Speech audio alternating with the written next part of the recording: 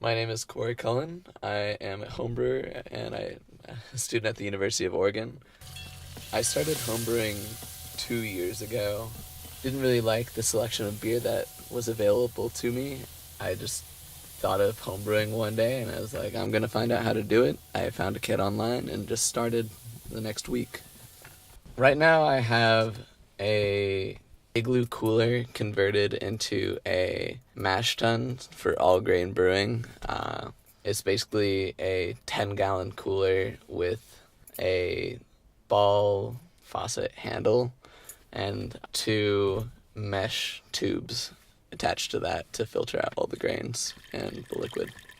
Well, one of the big challenges that I face is one, space. It's very, very tiny. It's hard to have all the equipment readily available since most of the homebrewing equipment, since each batch is 5 gallons, available because it does take up so much space. That's probably the biggest challenge. And the next one is that most stoves that you find nowadays are electric stoves and can't really accommodate a 8-gallon stock pot filled with liquid. So the brewing system that we brewed on is really the epitome of home brewing. It's the apex. It's the top tier.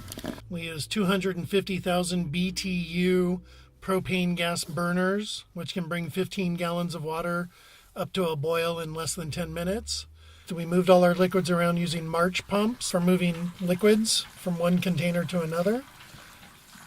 We use the Blickman plate chiller, which cools our finished product of wort down from a boiling temperature of 212 degrees to a yeast pitching temperature, which averages about 70 degrees.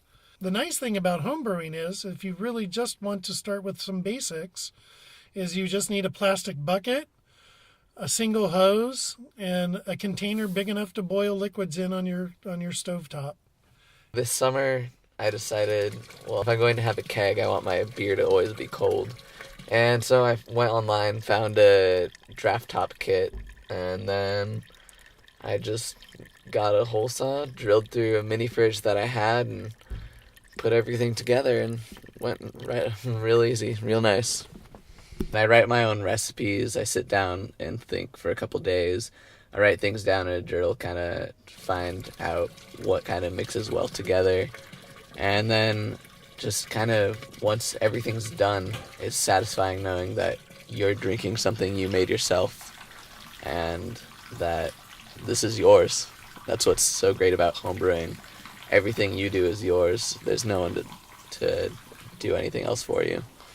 It's equivalent to cooking or baking or honestly building things. I mean, you build your own recipe, you sit down, you break down the grains, you have to mill your own grains at the homebrew supply store, and you're doing everything by yourself, and you come out with a great product that people love.